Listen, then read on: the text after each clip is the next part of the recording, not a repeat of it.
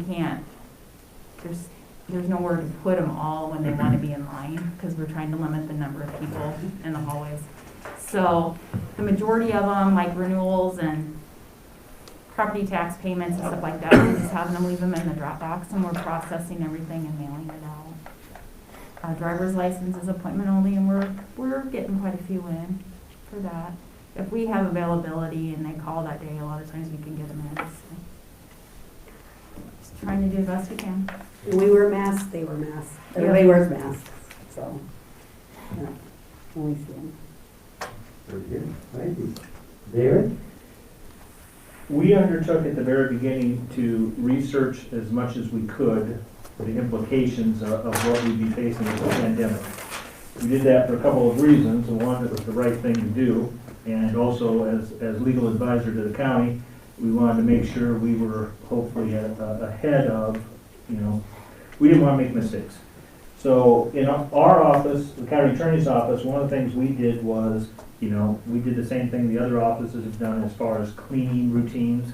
We have screens up, we have masks, we clean. When we have a meeting, we usually use the jury room for our meetings. We have sanitizer and paper towels that we spray down the chairs and everything afterwards. We do that in the courtroom too. We do all those things because it's the proper thing to do, because one of the issues that the county was facing, and the county's not the only one, all city governments and county governments were facing it. We didn't want to be in a position where our courthouse had to shut down, because if we shut down, that meant that all of a sudden the services that we provide aren't going to be provided, or we're going to have to figure out a new way, or we're going to have to hire things out. When the courthouse first closed, and it was we were closed, what we continued to do was we were able to handle all of our cases. We were able to interact with the public. There's not a single thing that my office has been required to do that we haven't been able to do. It's been a little bit more difficult sometimes, but we still have court. Now, right now, we're not having any jury trials. That's by order of the Iowa Supreme Court chief. Other than that, we rotate our people. So for instance, today in the upper part of the office, we have 2 paralegals that work there. I have been rotating them. So today, one was in and the other worked from home. The one that's at home, anyone that works from home in that status has a computer. They get all their voicemails forwarded to them. They're making phone calls. They can access all the filings that we do. All court filings have for the last several years been online via the computer anyways. Our collection department's the same way. If we have something big going on where we need all the personnel present, we'll have them all present. But the reason we're doing that again is we have a 7-person full-time office and a couple part-time people. I have a number of people that have health conditions that would make it so that the COVID virus probably isn't not the best thing for anybody to catch. We didn't want to be in a position where we would have to shut down. We haven't shut down. We are moving along full speed ahead. We still have the same duties and responsibilities under the code. One of the things that we will have though is we had no jury trials that they announced at the either end of February, beginning of March. Then the Supreme Court said we have jury trials recommence on September 14th. We had one trial, which we won. I'm proud to report. Tim over there tried it. And now we've been shut down again until February 1st. So one of the things that has happened in my office is we have this incredible backlog of cases of folks that are still awaiting trial because there's no, you can't force a person. I'm not advocating that you force people to plead guilty, but it's up to an individual to decide if they want to plead guilty. That trial date is a huge dead end, decision-making day. You either go to trial or you plead guilty. Well, normally when they get to that juncture, they plead guilty. We're still getting guilty pleas, but we have an incredible backlog right now of folks that are, and if you stop and think about it, it makes sense that you would do that if you're talking to your attorney. Things can happen over time. A witness could pass away, or forget, or whatever. But that being said, there's not a single service that we haven't not provided. Even when we were by appointments only, we were still having appointments, but hearings were by phone, and we were encouraging our officers as much as possible, if they needed to meet with us, to do it by phone if we could. So, I don't know if that answers it or not, but that's my answer. Yeah, thank you. David, what are the courts going to do in terms of civil? Civil is always behind criminal. So what's going to happen there? Well, I don't have a crystal ball, Anders, but civil is always going to be behind criminal. And we're gonna have we're just gonna have a heck of a backlog that the court system's never seen before.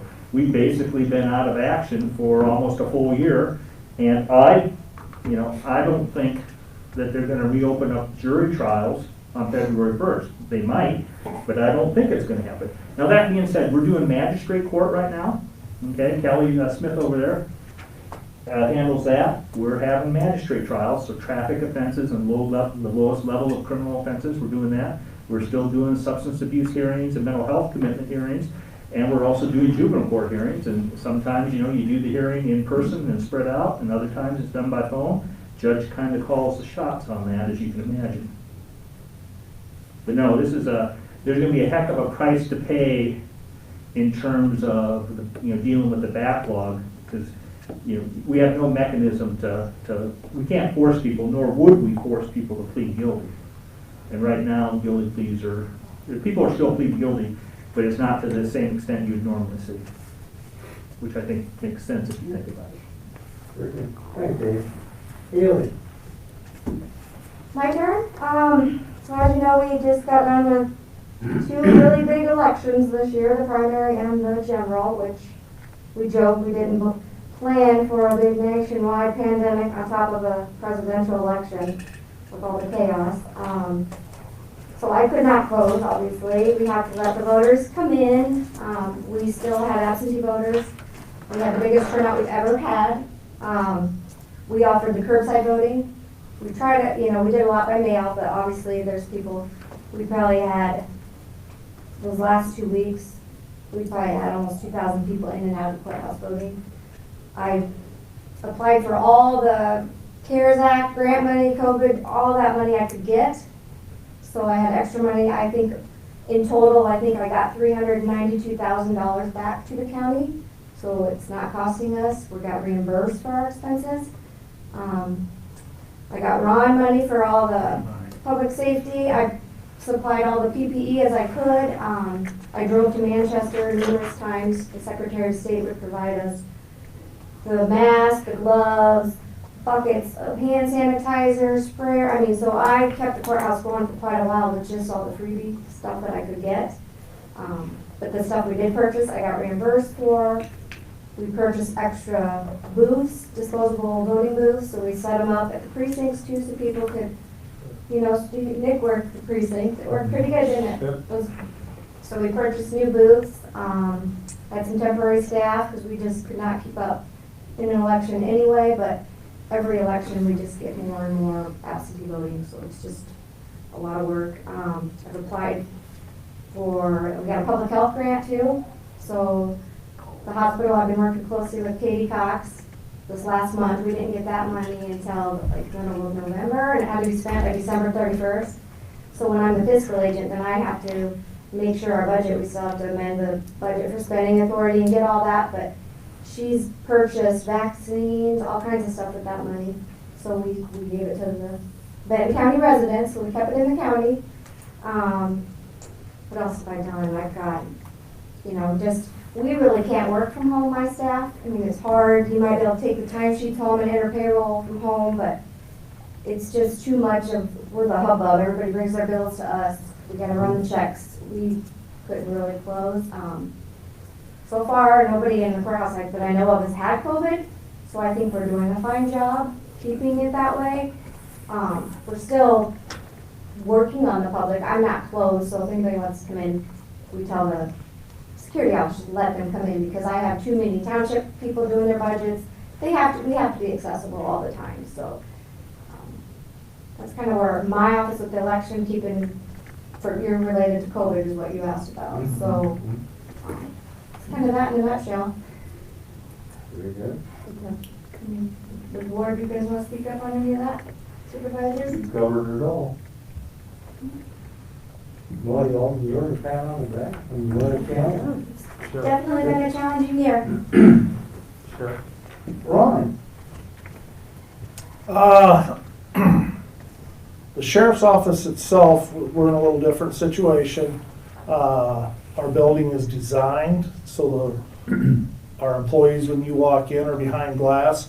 We did have that restricted for a short while early on, and then we just went to masks only. So if you wear a mask, you can come in and, for civil papers or gun permit or whatever you want. The governor is allowing gun permits to be done by mail. Last week,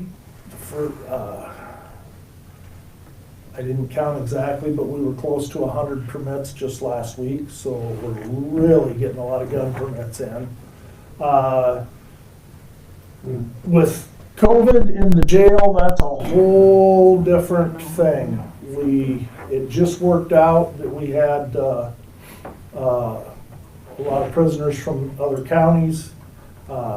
They cycled through court, so we asked them not to bring any more back for a while. So we have kept the jail population at between 16 and 20 for the most part. We had been running basically full for the last couple of years, 34, 36, 38 people on a continuous basis. By keeping the numbers low, that has given us the ability that we can segregate and quarantine people. If they're gonna come in and get held on bond or held for whatever reason, for trial. One of the things that we did early on was we bought and there's one in the courthouse too, and there's one in this building, a fogging machine that we go through and we fog the entire building. But we paid special attention to the jail and the dispatch area. There are a minimum of 4 people in that building 24 hours a day, 2 in the jail, 2 in dispatch. We have not had an outbreak. We have had no cases come out of the jail. When they clean the jail, everything's on a rotating when we give clean uniforms and bedding. So when we do that is when we go in and fog the cells down. We've got them broken out into about 3 different groups. Patrol-wise, we have left it up to the deputies. We like the personal contact. We just change up kind of the wording and it's, can you step outside and talk to me? I've been in a number of places today. I don't want to drag anything in your house. And for the most part, that seems to work. As far as traffic stops, traffic complaints, the officers, some do wear masks, some don't. I've left that up to the officer themselves as to what they feel comfortable with. We are also broken into 3 places. The sheriff's office itself, the courthouse security has been doing the screening at the door coming in. And then in July of last year, the governor came out. She signed law into that if the county had firearms restricted from a facility, that we had to have armed security in that facility. So we have armed security in this building.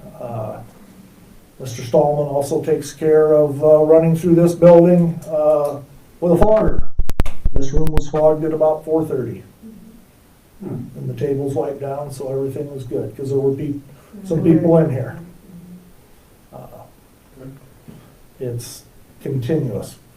We've gone with some orders from the judges on they don't want to see people below a certain level of crime.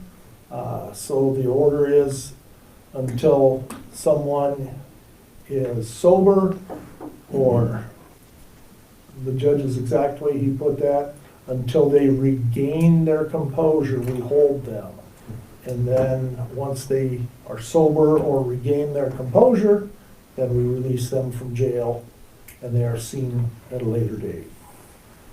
So we've changed that up. We've changed up the people coming in the back door to keep the traffic coming into the jail lower.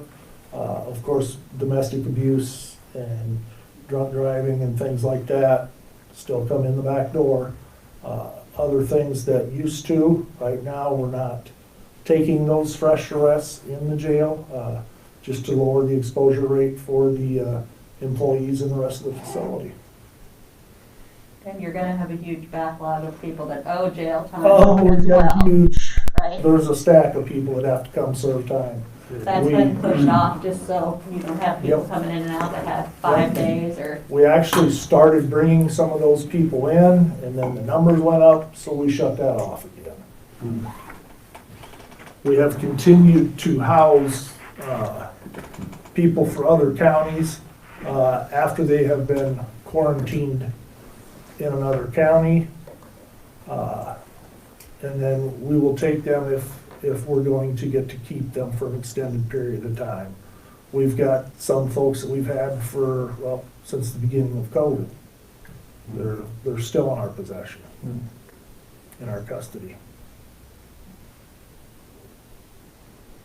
So things have slowed down in the jail, but once everybody gets a good handle on this, we hope, it's gonna get extremely busy back there. But that's kinda like the court system, it's just backlogged and we're gonna have to deal with it when we're able to. People in my office were able to get shots, the vaccine in the first round. I got mine a week ago Monday. So in 28 days, we'll get the second shot. County Health has been around, fire departments, EMS, law enforcement, healthcare workers with the vaccines. Doing a great job. I'm sure the violence hasn't picked up any as far as, I will say the mental commitments have greatly increased. They've just steadily increased through this. I'll bet. Well, hats off to you. Doing a great job. Any other questions for, on behalf of? No? Good. Well, why don't we cut to the chase here? Everybody's had a chance to look at the spreadsheet regarding auditor, recorder, treasurer, attorney. I got extra ones too. here. I think those were emailed, so I think I just, when I was trying to set it up, I think I sent it to them, not everybody.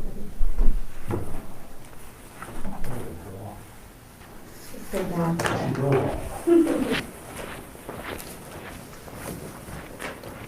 So just kind of a recap, of course, all these spreadsheets have really what's gone on over the last 2 fiscal years, and as far as what we've done, as far as changes in percentages regarding salaries. And 2 years ago, of course, we kind of split out the attorney and the sheriff and gave them I'm sorry, 2 years ago, we gave a 3%, or no, I think a 4% increase, I'm just looking backwards. And last year, go back, I said 2 years ago, we did 4% for the sheriff and the county attorney, we did 3% for the balance of the people. Last year, we had a 3% across the board, flat increase, just as a point of reference. Would, get the discussion going, would anybody have any suggestions on what their thoughts would be looking into what we're gonna do this year? Well, the financial situation with the county. I see the state is having some real problems, and they're gonna have some real problems, but they're working on income tax. We're working on property tax. Where are we at? Well, I brought valuations and stuff with me today, so if anybody wants to look, our valuation report shows that we did increase values. And I know for sure next year we're gonna increase as well.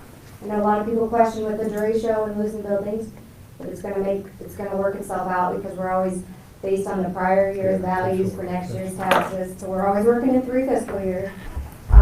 We did have residential equalization, so that's really gonna bump up that base next year. And as I said, I have my cash funds. Benton County is sitting still fairly well with our reserves. Obviously, that extra 400,000 I got is gonna cushion those reserves because we're not spending anymore. That was just additional coming back in. Our general basic is what we pay most of the wages out of.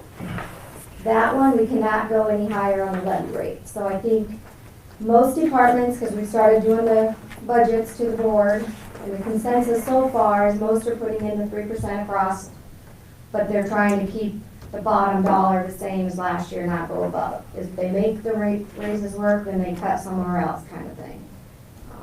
So that's kind of what, don't you guys think 3% is pretty much leveled out. General supplemental is the one that we can play with a little bit. And we're gonna have to increase our rural services this year, which doesn't cover wages, except for a few. So I guess depending on what fund you're looking at, but Benton County as a whole, we're doing fine financially. Our reserves for our health insurance fund balances, we're in great standings, even though we partial self-fund.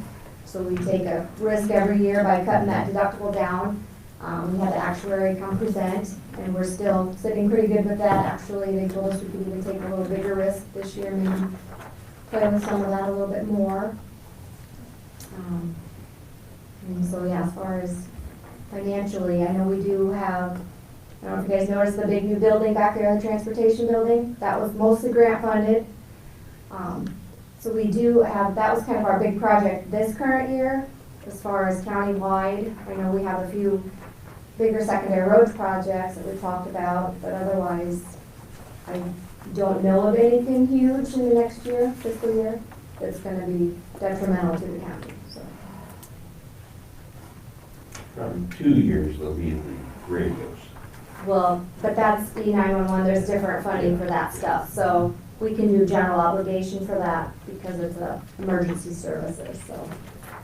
Anders, if I could offer you something, we do collection for 4 counties, court debt collections, and our numbers for 3 of the 4 counties are up, believe it or not, which surprises the heck out of me.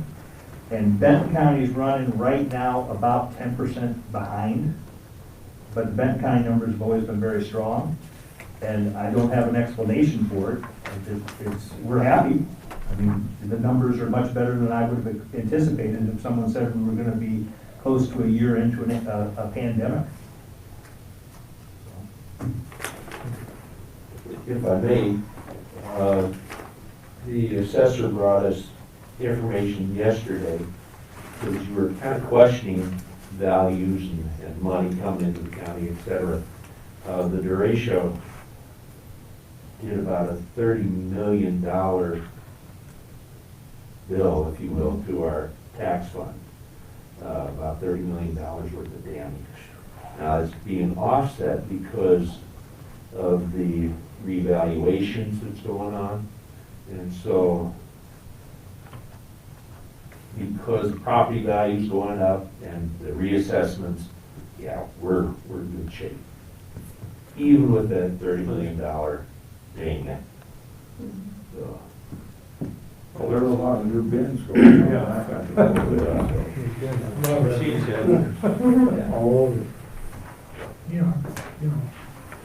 So, both as far as our, which everybody talks about, the real estate taxes, commercial and non, we're looking at a jump probably this year also, Just a above and little. beyond last year. Not as big, you'll notice it more next year. That's because of valuations, right? Yep, yep. And also our mental health fund too, which that's another portion of our whole levies. We still have that reserve that we have till 2023, we have to get that down to 40%. So I have fluctuation there where I can reduce the mental health levy and increase it in other places we need it.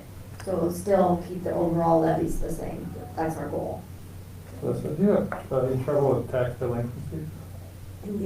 Yeah, I'm sorry, you're right. Tax delinquencies. We didn't hold our tax sale this year because of the COVID. Okay. And really, I sent out delinquent notices at the end of July when they finally came back and said we didn't have to hold a tax sale, and we actually got quite a bit of it back. Some of them have been good about paying last year's taxes with their first half for September. I do have some delinquent notices that are gonna go out here probably at the end of February. They're a courtesy notice. I don't know the numbers on them yet, but I feel like they've done pretty good. With the COVID and Yes, storm yes, and they've all been that. paying and, Are you still waiving all the penalty and interest too? We don't have to. no, do we that quit anymore. waiving that August 1st. Sorry about that, I wasn't sure. There was another house file too that we have to adjust and stuff. Yeah. Any other questions? I guess if we do authorize an increase here, we're in good shape even with that. I feel, I mean, like a lot of us didn't get to travel much this year either, so that really saved on traveling expenses. And I think in the future, I bet there'll be more Zoom meetings and stuff too. Not that, but I miss that. I mean, we all need our networking with other counties too, because that's how you learn some stuff that or good examples from other counties. I mean, I know I do. I lean on my peers from other auditors' offices. Yeah, the But online meetings are Yeah. the same. But as far as, I don't think unless, staff-wise, pretty much I'm sharing an employee right now with the engineer's office, so like mine will show that increase a little bit. We just can't justify doing it with future elections and stuff, so the board agreed I needed another person. But otherwise, I think every department's doing fine in their budget. I've amended this year already because like we're the fiscal agent for the watershed, or some of these grants we get, you didn't plan for, you didn't have spending authority. So it's really not taken out of our fund balance, it's just making more spending authority so I can use that grant funding. But I have 3 new employees, but we didn't increase our numbers. We lost, that was just to replace what we lost. Haley, you hired Kempston during the election season? Oh, yeah, then? yeah, on top of election workers, what I did, because I got a grant too for that. So I had, in the primary, I had a college student that couldn't go to school, so she come in and we had her do all the, the easier stuff, but yet it was time consuming, and then I kept that going and do the general, thank goodness, so, yeah. My observation is as fast COVID was, and that probably more workload on the auditor's office to do all that in-person early voting and all the absentee. It was crazy. All the years I voted in person, now this is 2 elections I've done absentee, I don't think I'll ever go in person again. But I you'll mean, I still think- work them for me, right? Well, I will, but I mean, it's just, I can just see over time, that's just an easy, and once you It is, feel confident, yeah. it's And once I knew that budget-wise, I know the state's talked about doing all mail voting. Problem is, people get so confused, even with the request forms that they got, they thought that was their ballot, well, it's not. So you gotta still be careful, I see both sides, all by mail, so, But I think it may trend yeah. more and Yeah, more. well, you'd know how much ballot stock you needed, you'd know your envelopes, your postage, you could plan for that more, but this was a definitely hard year to plan. Yeah. But we survived. Rob, you got any questions? Okay. You want a starting point, like 3% across the board? Is there a motion? Discussion? Yes. Dave makes a motion of 3% across the board. Is there a second? This is Amy, I'll second. Very good. Nick first, Amy second of 3%. All in favor, say aye. Is there a discussion? Sure. Okay? Just one question I heard, as you said, people were doing their budgets, if they were doing 3%, they had to cut accordingly. Does this 3% end up affecting the overall? You know, as people were giving their employees and their staffs and they're figuring their, if I understood right, as they were figuring their departmental budgets, they were using 3% there. Will this 3% then be correspondingly taken out someplace else to make sure? That's what the board had asked of them all. So we haven't fine-toothed everybody's yet, and the board still can go back in and cut department budgets. So if this 3% gets approved, that 3% will be cut someplace else? Well, because, I mean, it's just because you guys approve it, the supervisor. No. That's basically what we've asked them to do. If you're figuring in a increase on wages, find a place to take it away from in their budget. Problem with that is, after a period of time, that 3% becomes 6%, becomes 9%, becomes 12%, that they've been taking away from something else. Well, is there too much fluff to begin with, or are they going without? Well, and certainly we're talking that there's opportunity this year with less travel or some expenses that have been less. Right. And, you know, to your point of 3% becomes 6%, becomes 9%, the same thing works on wages. If we continue to do 3%, 3%, those wages continue to creep, and pretty soon we can't afford what we're offering. Just for, in case you wanted to know, the secondary roads contract this year, their increase is like 2.9 something percent. 2.85. 2.85, thank you. And I'm not sure what the sheriff's department is, but I think it's comparable. 2.75. 275. Did they just agree on that then? No, our contract is up To July 1st, June 30th. July 1, we would have a new contract. And they have started the negotiations at, they're asking at 4%. I'll make a comment. It sure sounds like your job's 3% harder. You know, when you've been doing all the extra. Oh, yeah. most You know what I definitely. mean? Yeah. You're sure. Well, I don't anticipate years, No, I know, future years but- will always be like this. though. But I think, well, like you pointed out, we lost $30 million in the tax because of the, most of that will be replaced by newer buildings with more valuation. You'll actually make, More tax because base. most of you blow an old building down that's 30 years old, you're gonna replace it with something for $100,000.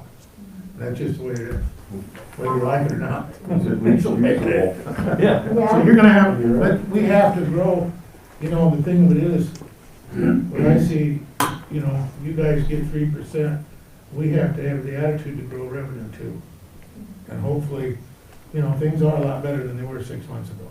We got $14 beans and $5.50 corn. And we've had money bleed out of the government. I've never seen money come like this. And it sounds like you have too. yeah, there's action. If you keep up on it and file them, you gotta follow up and Yeah, you some gotta. paperwork, but. Yeah, you gotta do it. The county, as soon as the COVID hit, I was very diligent and told every department to start marking your invoices with COVID, and we started keeping track before we even knew anything was coming, and I'm so glad we did, because it made it so much easier for me. But it is scary, you know, when you think, you know, last summer they were telling us we were gonna get $2.75 corn and, you know, $7 beans, and I know what you're saying, 3%, you never come back up. You know, that's the hard part. But we just gotta hope we grow, and hopefully we'll come out of what we've been through, hopefully. Because I get good service from the county. I think it's the best government you have. You can control it. The further it goes up, the less return on your money, I think. Any other questions? I'm new to this, and I got a couple. Just looking through these reports here, in the past years, we had a 3%, other than the attorney, and I've had direct contact with all the departments, from personal and business relationship with getting things done, other than the attorney. I don't know if that's a good thing or bad thing, but, yeah. I noticed it was 3%, but looking at these reports of other communities, it's all over the board. It's 3.9, 2 point, by each position and everything. where did the 3%, or how was that derived? Is that by cost of living? I don't know if the cost of living increase is actually 3%, but how is this just what everybody decided the last few years, was it 3% is the number that we're looking at? Yeah, it was lower this year, wasn't it? Yes, it was. Yeah. Yeah, 1.2, I've got that. 3% keeps getting That's my passed. ears right there. I've never offered 3%. That was just a question, just like I said, I'm coming to this new and. So what you're looking at is the salary that all counties, we have to fill out from our state association of counties. So what they do is they do a survey, and you fill it out and put their wages and then how many employees, and then they rank you with populations in other counties and such. So that's kind of what you're looking at there. Yeah, And then some of the comp boards have met, and they'll show you, some counties pass 14%. But that, like, again, doesn't mean their supervisors will, but some of them were already behind and they're trying to catch up, or, that's what I was trying to, because A few years ago, we had a difference because we were trying to get the sheriff and the county attorney more in line with everybody else, the counties our size.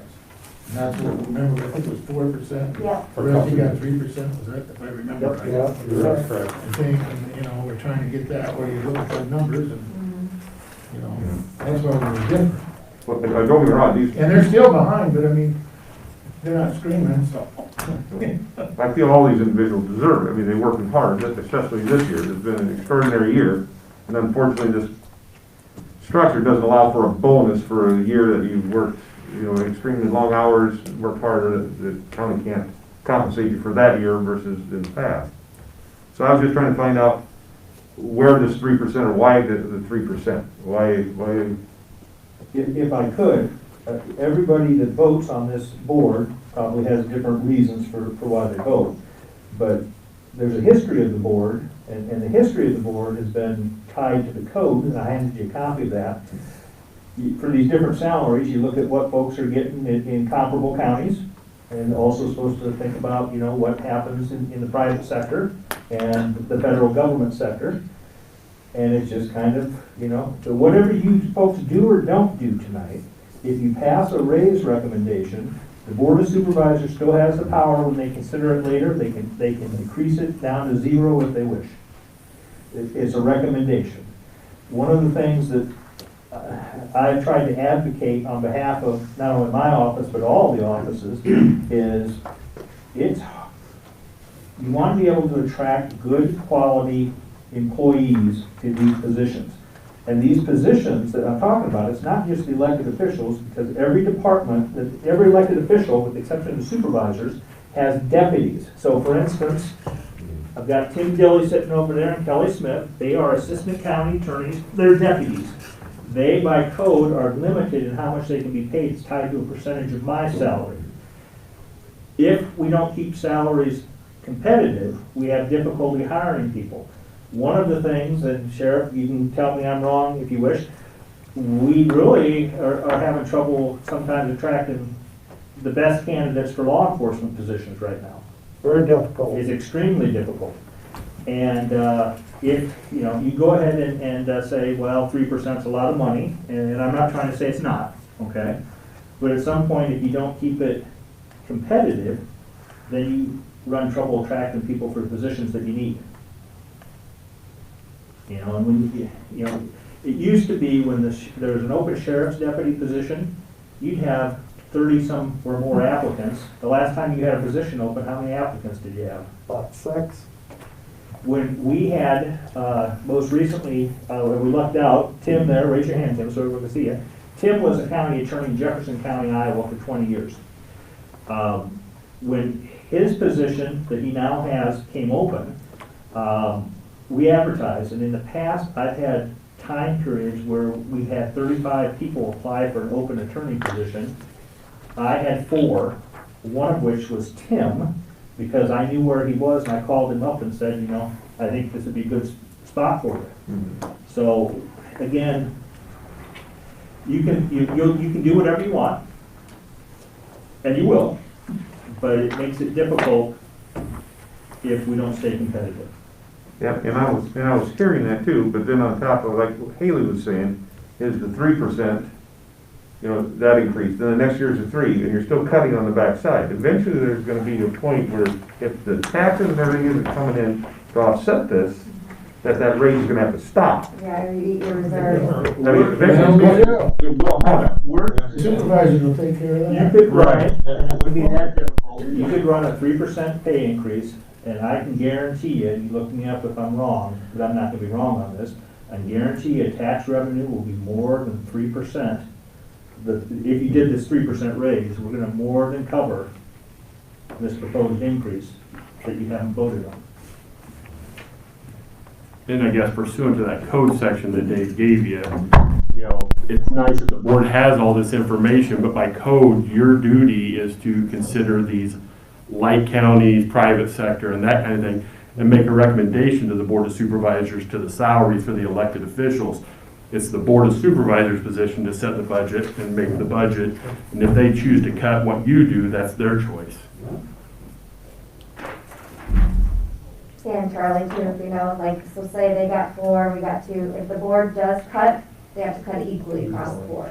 So if they cut down to 2, we cut in 1. It has to be equal. Except their own. They can do whatever they want on their own. Yeah, And they're they all, had to, look what Yeah. they did. Yep. You know, you guys didn't take as much as anybody else. yeah, you guys, Yep. you guys stayed the same last year? No. The board. For what it's worth, Some supervisors For what it's stayed, worth, not. for I not work a lot, when we did our budget, we put in 3%. You know, we don't have control over that. I suspect that most of the county offices put in 3%. Because then we have to work on with no, to make sure, you know, I'm not opposed to it. No, just explain it, yeah. First time you go through this, you kinda go. Yeah. You could be here all night doing this if you wanted, but nobody wants that. Okay, so, you get all your questions answered, Charlie? Yes, sir. Are there any other questions? If not, we do have an active motion on the payroll. Nick, you started it, I believe, correct? Right, and then 80 seconds. And they seconds at 3%. So we'll raise the question one more time. With the first and second on 3%. All in favor of that motion, say aye. Aye. Aye. Opposed, nay. Nay. Motion carries. Would there be a motion to adjourn the meeting? I move to adjourn. Bob, is there a second? Second. Second. All in favor, say aye. Aye. Meeting adjourned.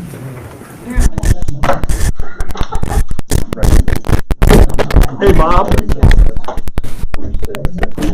I got a text from her, my sister. She's in Arkansas.